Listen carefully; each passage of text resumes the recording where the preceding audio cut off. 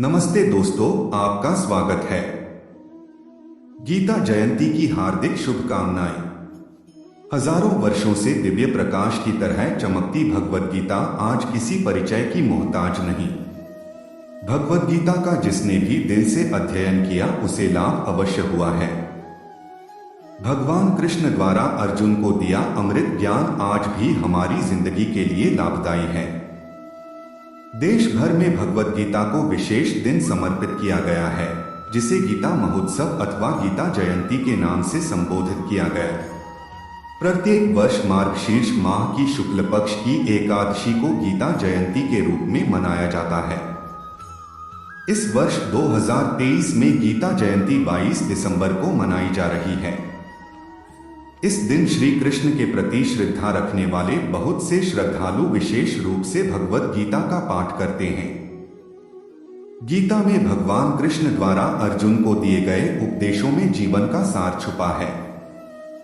भगवद गीता, जिसे अक्सर गीता भी कहा जाता है, एक 700 श्लोक वाला हिंदू धर्म ग्रंथ है जो भारतीय महाकाव्य महाभारत का हिस्सा है।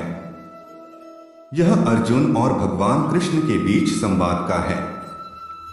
यह संवाद कुरुक्षेत्र युद्ध से ठीक पहले युद्ध के मैदान पर होता है, जहां अर्जुन युद्ध में लड़ने के बारे में संदेह और नैतिक दुविधा से भरा होता है।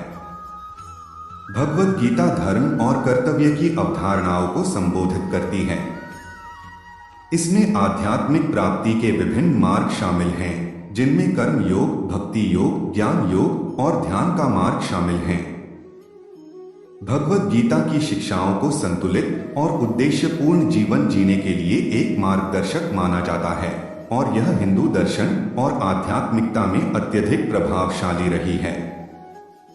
हर वह मनुष्य जो जीवन में सही कर्म करके इस जन्म को सार्थक करना चाहता है, फिर चाहे वह बच्चा हो या बूढ़ा, हर किसी के लिए गीता ज्ञान लाभकारी है।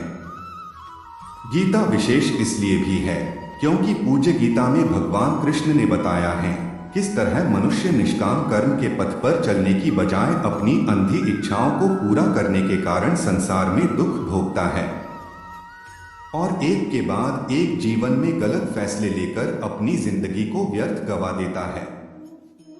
गीता हर उस व्यक्ति के लिए लाभप्रद है जिसके जीवन में डर, लालच और अर्जुन की भांति मोह है।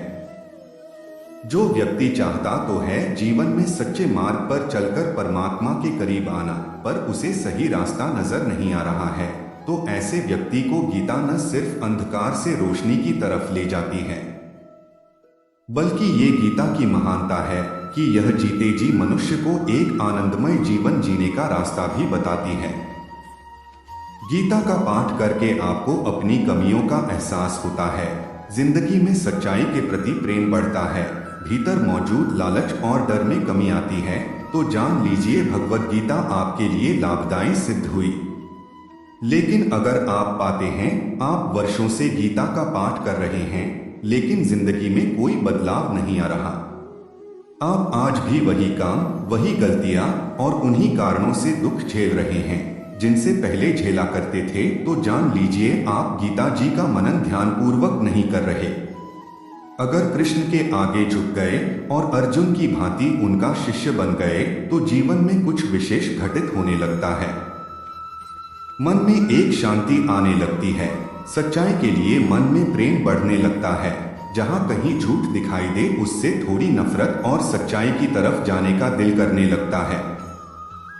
समाज, रिश्तेदार और परिवार की सिखाई गई झूठी बातों के प्रति मन उखड़ने लगता है और मन सच्चाई की तरफ, कृष्ण की तरफ जाने के लिए आतुर हो जाता है। जीवन में एक आंतरिक बल आने लगता है, एक बेफिक्री, निडरता आ जाती है। जीवन में बाकी लोग जिन चीजों के बारे में सोच सोच कर दिन बर्बाद कर देते हैं, वो बातें आपको दो कौड़ी की लगने लगती है। कुछ भी बोलने से पहले गोल गोल घुमाना नहीं पड़ता, जो बात सही है उसे सीधा और स्पष्ट बोलने की हिम्मत आ जाती है। दूसरे शब्दों में कहें तो खाने पीने का, पढ़ने का, नौकरी करने का, यानी जीवन में जितने भी महत्वपूर्ण काम हैं, उन सब कामों को करने के पीछे इरादा ही बदल जाता है। मन में पशुओं के प्रति करुणा जगने लगती है, आपको एहसास होने लगता है कि अपने स्वार्थ के लिए उनको तकलीफ देना सही नहीं है। जीवन में कहीं न कहीं दुख इसलिए हैं क्योंकि इच्छाएं बहुत है। इंसान अपनी इच्छाओं की पूर्ति के लिए वो काम करने के लिए भी तैयार हो जाता है जो वो करना नहीं चाहता, और एक इच्छा पूरी होती है तो दूसरी खड़ी हो जाती है और ये पूरा चक्र चलता जाता है। जीवन एक यात्रा है और ये यात्रा भगवद गीता के आशीर्वाद से और बेहतर होगी।